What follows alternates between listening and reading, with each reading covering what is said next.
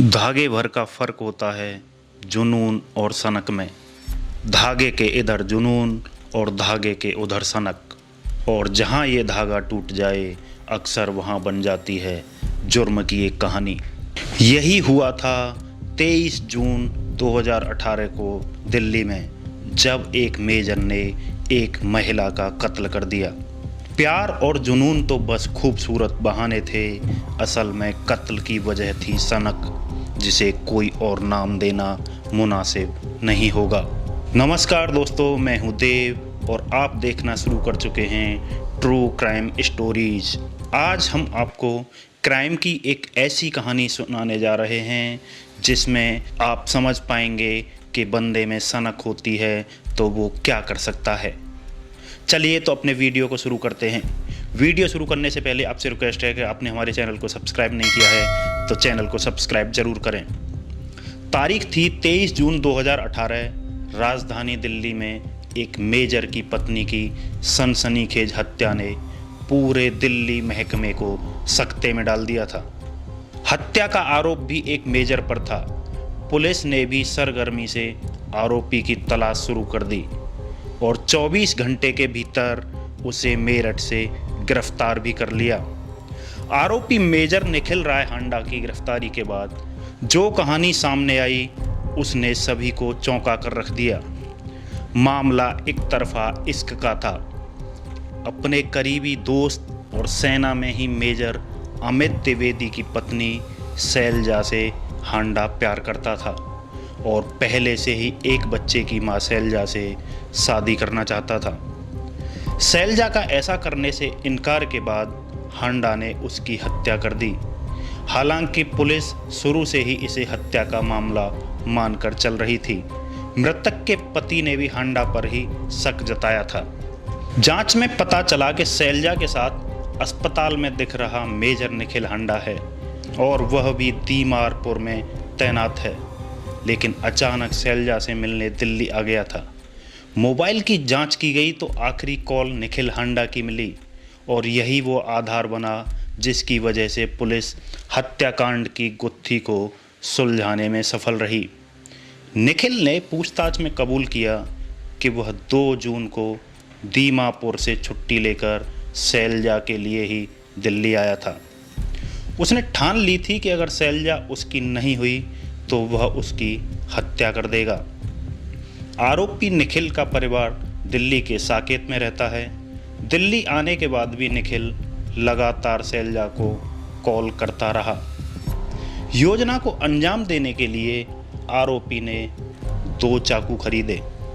Army अफसरों के परिवारों के इलाज के लिए दिल्ली स्थित इस बेस अस्पताल में निखिल ने अपने बेटे को भी इलाज के लिए भर्ती कराया और खुद भी एक मरीज के तौर पर वहां पहुंच गया। इस अस्पताल में आने का उसका केवल यही मकसद था कि वह शैलजा से मुलाकात कर सके। 1-2 कोशिशें नाकाम होने के बाद 23 जून शनिवार को सुबह 10 बजे से दोपहर 1 बजे के बीच निखिल ने शैलजा को कई बार फ़ोन किए। आखिरकार शैलजा ने परेशान होकर निखिल से मुलाकात करने के लिए हामी भर दी। शैलजा अपने घर से फिजियोथेरेपी सेशन के लिए अमित की सरकारी गाड़ी से अस्पताल पहुंची। तय समय के बाद वही सरकारी कार शैलजा को लेने अस्पताल पहुंची तो अस्पताल से ड्राइवर को पता चला कि शैलजा वहां सेशन के लिए तो आई ही नहीं है। ड्राइवर ने यह सूचना शैलजा के पति अमित को दी। दूसरी तरफ निखिल हांडा और शैलजा आर्मी बेस अस्पताल से होंडा सिटी कार से निकले थे। यहाँ से निकलने के बाद दोनों दिल्ली कैंट मेट्रो स्टेशन के पास सुनसान जगह पर पहुँचे। वहाँ कार में दोनों के बीच काफ़ी देर तक वाद विवाद होता रहा। दूसरी तरफ पुलिस को एक महिला की लाश सड़क किनारे बरामद हो चुकी थी और पुलिस लाश की शिनाख्त करने में जुटी थी। इसी बीच देर शाम तक शैलजा का इंतजार करने और उससे कोई संपर्क न हो पाने के बाद गुमशुदगी की रिपोर्ट दर्ज करवाने अमित पुलिस के पास पहुंचा। जिस लाश की शिनाख्त में पुलिस जुटी थी उसकी शिनाख्त जब अमित से करवाई गई तो पता चल गया कि यह शैलजा की ही लाश है। उधर दूसरी तरफ निखिल और शैलजा में कार में लड़ाई झगड़ा हो रहा था। निखिल ठान चुका था कि आज वह कोई न कोई फैसला करके ही रहेगा, इसलिए वह कार में पहले से चाकू रख कर लाया था। निखिल सोच चुका था कि अगर शैलजा उसकी नहीं हो सकती तो उसके होने का फ़ायदा ही नहीं है। तैस में निखिल ने कार में ही शैलजा को पकड़कर उसका मुंह बंद कर दिया। छटपटा रही और छूटने की कोशिश कर रही शैलजा बुरी तरह डर चुकी थी और अगले ही पल निखिल ने धारदार चाकू से शैलजा का गला काट दिया। कुछ पल तड़पने के बाद शैलजा ने दम तोड़ दिया। अब निखिल को समझ नहीं आया कि वह लाश का क्या करे। उसने कार चलाई और एक वीरान जगह देखकर सड़क किनारे शैलजा की लाश को फेंक दिया। पुलिस ने बताया कि हांडा ने एक चाकू से उनके पीठ, गले और दाहिनी कोहनी पर वार किया। एफआईआर में इस बात का जिक्र है कि दोनों में हाथापाई भी हुई। इसके बाद भी मेजर हांडा नहीं माने और इसके बाद निखिल को लगा कि इस मौत को एक्सीडेंट का रंग दिया जाए। निखिल हांडा ने शैलजा की लाश को उस सुनसान जगह पर फेंकने के बाद उस पर बेरहमी से कार चढ़ा दी और उसकी बॉडी को कई बार कार के टायरों से कुचला। इसके बाद निखिल दिल्ली के साकेत में स्थित अपने घर गया। हत्या के बाद पसीने पसीने हो चुका निखिल टीवी ऑन करते हुए नहाने चला गया और जैसे ही बाथरूम से निकला तो टीवी पर न्यूज़ चल रही थी कि शैलजा की हत्या हो चुकी है और पुलिस तफ्तीश कर रही है।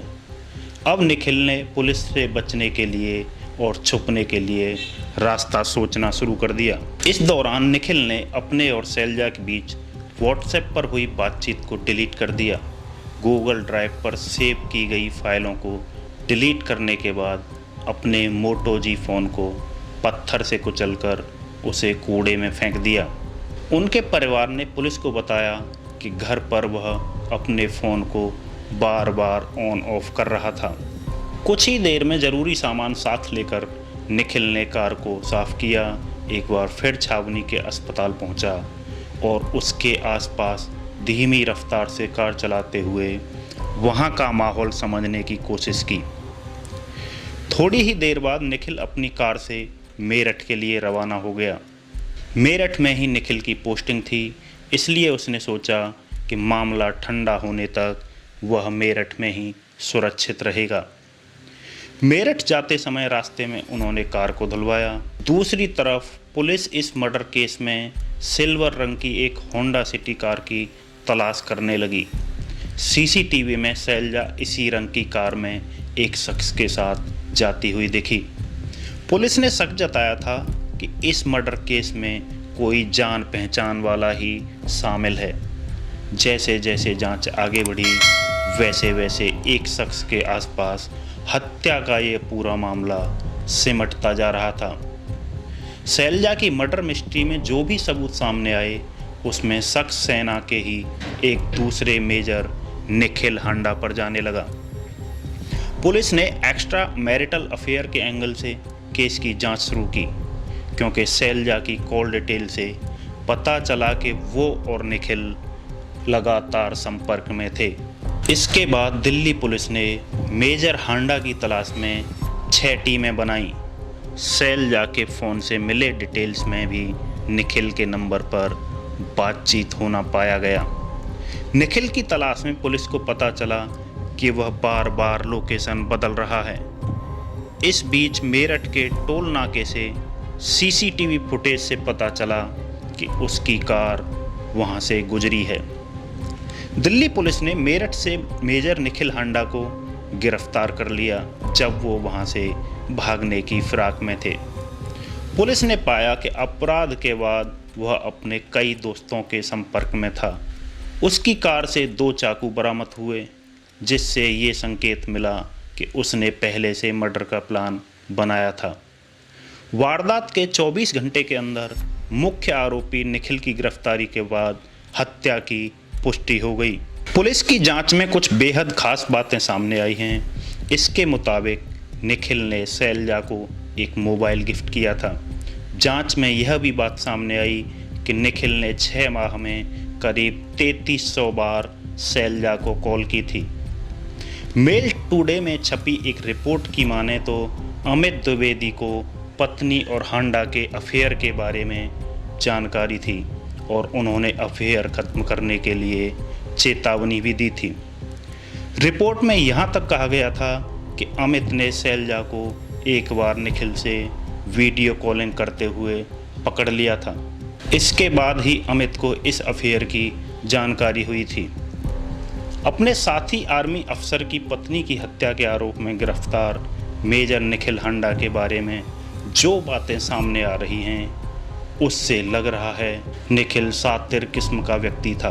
कोर्ट की कार्रवाई के दौरान निखिल के चेहरे पर कोई सिकन नजर नहीं आ रही थी, पछतावे का कोई संकेत नहीं था। उल्टे वह इस दौरान कई बार मुस्कुराता रहा और कई बार हंसा भी। दिल्ली में मारी गई शैलजा द्विवेदी के बारे में भाई सुकर्ण कालिया ने कई चौंकाने वाले खुलासे किए हैं। अमृतसर के श्री दुग्ग्याना शिवपुरी में शैलजा का अंतिम संस्कार कर दिया गया। सुकर्ण ने बताया, निखिल हांडा ने शैलजा के साथ अपने संबंधों को गलत रूप से पेश किया, जबकि उनकी बहन ऐसी नहीं थी। वह हंसमुख थी, सभी से प्यार से बोलती थी, जिसका गलत मतलब निकाला गया। हांडा ने उसकी सभी हदों को पार करते हुए उसकी हत्या कर दी। उनकी बहन के बारे में गलत प्रचार किया जा रहा है। हो सकता है कि हांडा को एक तरफा प्यार हो, लेकिन शैलजा अपने पति और बच्चे के साथ खुश थी। साल में 3 से 4 बार उनकी भी अपनी बहन और जीजा से मुलाकात होती थी। दोस्तों, ये थी आज की हमारी क्राइम की कहानी। आपको ये कहानी हमारी कैसी लगी हमें कमेंट करके बताएं। मिलते हैं ऐसी ही एक और कहानी के साथ। तब तक के लिए नमस्कार, बाय बाय।